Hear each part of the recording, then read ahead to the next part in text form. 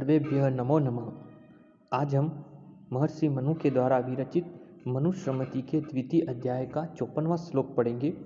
प्रस्तुत श्लोक में महर्षि मनु भोजन की पूजा का विधान कर बता रहे हैं कि भोजन को ग्रहण करने से पूर्व किस तरह से हमें उसकी पूजा करनी है, किस तरह से उसकी स्तुति करनी है, इसको उल्लेखित किया है। मैं श्लोक का वाचन करता हूँ, तत्पश्चात हम इसके अर्थ को देखेंगे। क्या कह रहे महर्षि मनु? पूज्ये दर्शनम नित्यम अद्यात च एतत् अकुत्सयन् दृष्ट्वा हर्ष्येत प्रसीदेच प्रतिनन्देच सर्वशः। पूज्ये दर्शनम नित्यम अद्यात च एतत् अकुत्सयन् दृष्ट्वा हर्ष्येत प्रसीदेच प्रतिनन्देच सर्वशः। उक्त श्लोक का जो अन्वय होगा वह इस तरह से होगा।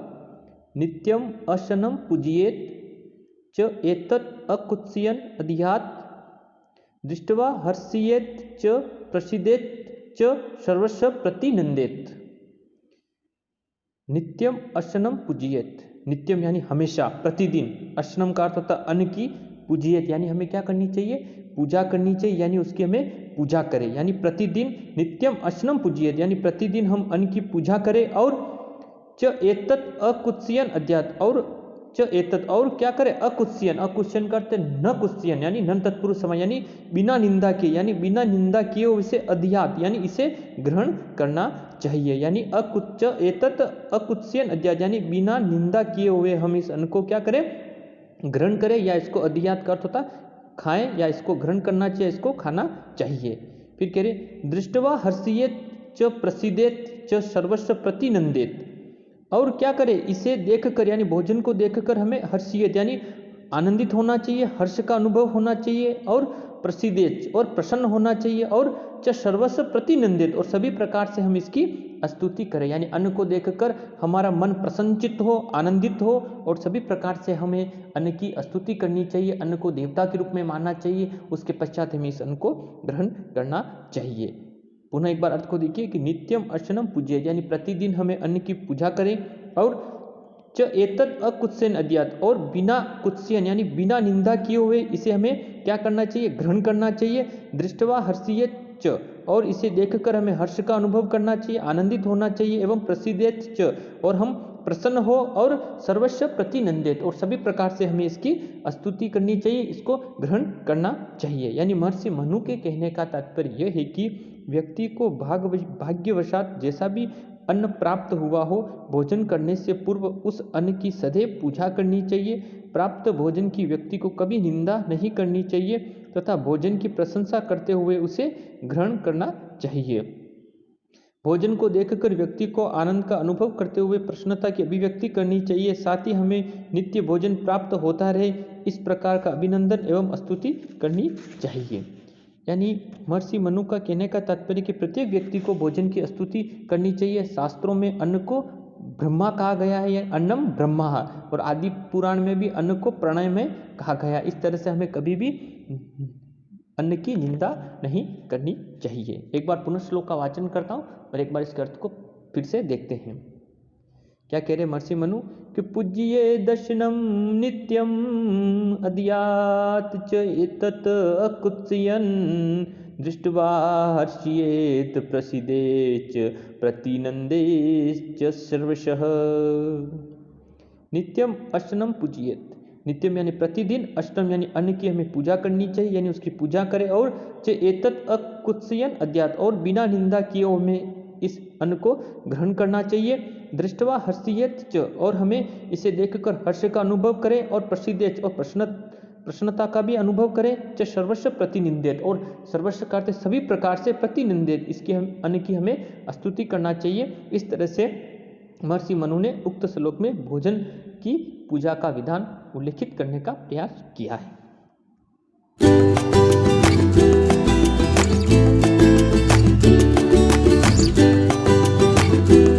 नमो नमः। आज हम महर्षि मनु के द्वारा विरचित मनुस्मृति के द्वितीय अध्याय का 55वां श्लोक पढ़ेंगे।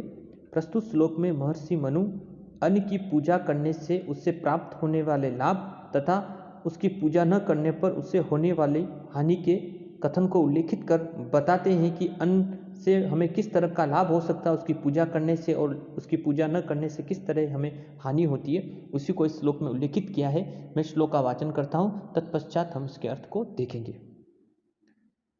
पूजितं हयशनं नित्यं बलमूर्जं ये यच्छति अपूजितं तु तद्भुक्तम् उभयं नास्येदिदम्। क्या कह रहे महर्षि मनु? पूजितं हयशनं नित्यं बलमूर्जं ये यच्छति अपूजितं तु तद्भुक्तम् उभयं नास्येदिदम्। अन्वय इस तरह से होगा प्रस्तुत श्लोक का। पूजितम असनम ही नित्यम बलम ऊर्जम य यच्छति तु तत् अपूजितम भुक्तम इदम उभयम नास्येत। पूजितम असनम ही नित्यम बलम ऊर्जम य यच्छति। पूजित असनम यानी पूजित अन्न ही क्या करता है? पूजित अन्न ही नित्यम यानी निश्चय ही हमें क्या देता है? नित्यम बलम ऊर्जम ये यच्छति। नित्यम बल यानी हमेशा, बलम यानी बल, और ऊर्जम यानी ऊर्जा को प्रदान करता है। कहने का तात्पर्य कि जिसकी विधि पूर्वक पूजा की जाती है ऐसा अन्न हमेशा हमें क्या करता है? सदैव बल तथा ऊर्जा प्रदान करता है। इसलिए कह रहे कि पूजितम असनम ही नित्यम बलम ऊर्जम ये यच्छति, यानी पूजित अन्न ही सदैव ही हमें निश्चित बल तथा ऊर्जा प्रदान करता है।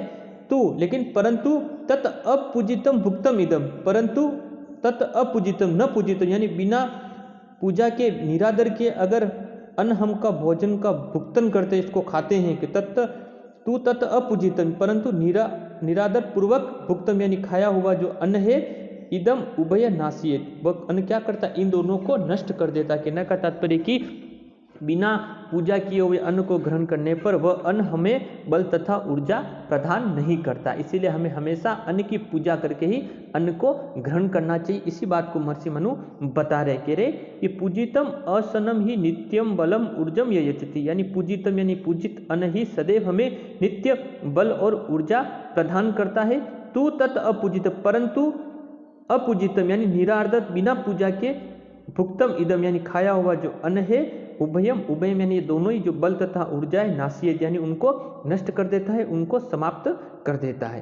यानी महर्षि मनु का मत है कि यदि व्यक्ति भोजन करने से पूर्व उस भोजन की श्रद्धा पूर्वक पूजा करता है तो निश्चय ही वह अन्न उसे बल तथा ऊर्जा प्रदान करता है।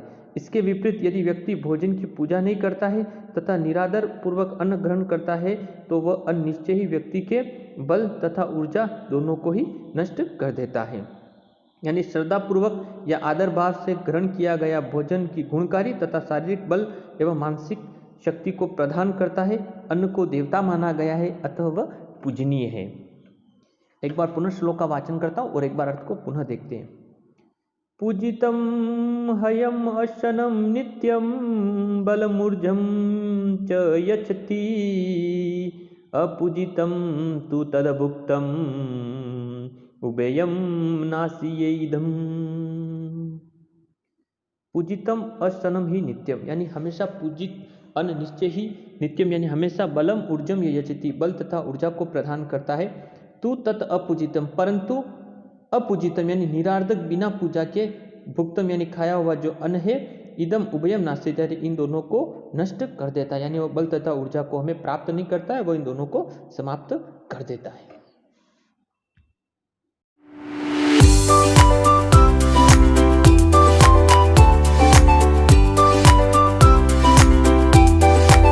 आज हम महर्षि मनु के द्वारा विरचित मनुस्मृति के द्वितीय अध्याय का 56वां श्लोक पढ़ेंगे।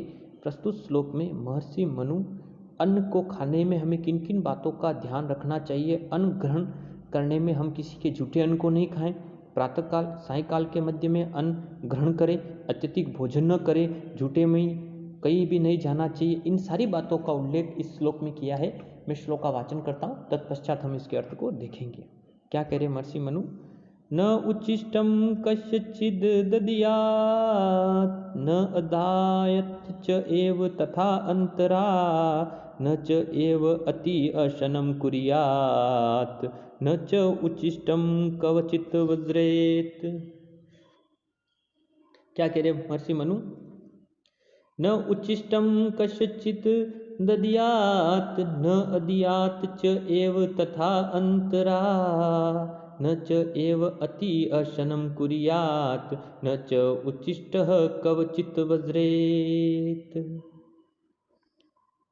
उक्त श्लोक का अन्वय इस तरह से होगा, कश्चित् उच्छिष्टं न दद्यात् तथा अंतरा एव च न अदीयात् न च एव अति अशनं कुर्यात् न च उच्छिष्टम कवचित वज्रेत। यानी कस्यचिद उच्छिष्टम न दद्यात्, उच्छिष्टम का अर्थ है झूठा, कस्यचिद यानी किसी को भी, उच्छिष्टम न दद्यात् यानी किसी को भी अपना झूठा भोजन हमें नहीं देना चाहिए। कहने का तात्पर्य है कि किसी भी व्यक्ति को हम झूठा भोजन नहीं देवे और नहीं किसी के झूठे भोजन को हमें ग्रहण करना चाहिए। इसलिए कह रही कश्चिद उच्छिष्टम न दद्यात् यानी किसी को भी हमें झूठा भोजन नहीं देना चाहिए। तथा अंतरा, अंतरा का अर्थ है बीच में, एव च न अदीयात् यानी प्रातः और सायकाल के मध्य में हमें जो भोजन है, साथ ही प्रातःकाल और सायकाल को ही भोजन हमें ग्रहण करना चाहिए, इसके बीच में हमें भोजन नहीं करें। इसीलिए कि प्रातः और तथा अंतरा एव च न अदीयात् यानी प्रातः और साय के मध्य में भोजन नहीं करना चाहिए। कहने का तात्पर्य कि प्रातःकाल और सायकाल यानी प्रातः से पहले और साय के बाद में भोजन नहीं करना चाहिए। कहने का तात्पर्य है कि साथ ही प्रातःकाल और सायकाल के में ही हम भोजन को ग्रहण कर लेना चाहिए, इसके बाद हम भोजन का ग्रहण नहीं करें। न च एव अति अशनम कुर्यात् न च और नहीं हमें अति यानी बहुत सारा अशनम कुर्यात्, अशनम भोजन अन्न को ग्रहण करें यानी हमें अपनी सीमा से ज़्यादा भोजन को भी ग्रहण नहीं करना, यानी अत्यधिक मात्रा में भी भोजन हमें नहीं ग्रहण करना चाहिए। और न च उच्छिष्टम कवचित वज्रेत और हमें झूठे मुँह कहीं भी नहीं जाना चाहिए। वज्रेत का अर्थ घूमना नहीं चाहिए, कहीं भी जाना नहीं चाहिए, यानी हमें झूठे भोजन किए हुए भोजन को मुंह को धोने के पश्चात ही हमें कहीं गमन करना चाहिए। इसीलिए कह रहे हैं कि न च उच्छिष्टम कवचित वज्रेत, हमें कहीं पर भी झूठे मुंह हमें कहीं भी नहीं जाना चाहिए। यानी महर्षि मनु के कहने का तात्पर्य है कि कभी किसी भी व्यक्ति को अपना झूठा भोजन खाने के लिए नहीं देना चाहिए, साथ ही प्रातःकाल एवं सायकाल में ही भोजन करना चाहिए, दोपहर में भोजन नहीं ग्रहण करना चाहिए अथवा व्यक्ति को किसी का भी झूठा भोजन नहीं खाना चाहिए। व्यक्ति को अत्यधिक मात्रा में भी भोजन नहीं ग्रहण करना चाहिए, अधिक भोजन स्वास्थ्य के लिए हानिप्रद होता है तथा लोक निंदा भी होती है। इसके अतिरिक्त भोजन करने के पश्चात झूठे मुंह कहीं नहीं जाना चाहिए, व्यक्ति को मुख का प्रक्षालन कर लेना चाहिए, मुंह को धो लेना चाहिए, उसके पश्चात ही हमें बाहर जाना चाहिए। स्वास्थ्य की दृष्टि से झूठा खाना एवं खिलाने से अस्वस्थ होने की प्रबल संभावना रहती है। भोजन के पश्चात मुख प्रक्षालन दांतों की दृढ़ता एवं व्यावहारिक दृष्टि से भी आवश्यक है। इस तरह से इस श्लोक में महर्षि मनु अन्न भोजन ग्रहण करने से पूर्व हमें किन किन बातों का ध्यान रखना चाहिए उसको बताया था। एक बार पुनः श्लोक का वाचन कर इसके अर्थ को देखते हैं। क्या कह रहे महर्षि मनु?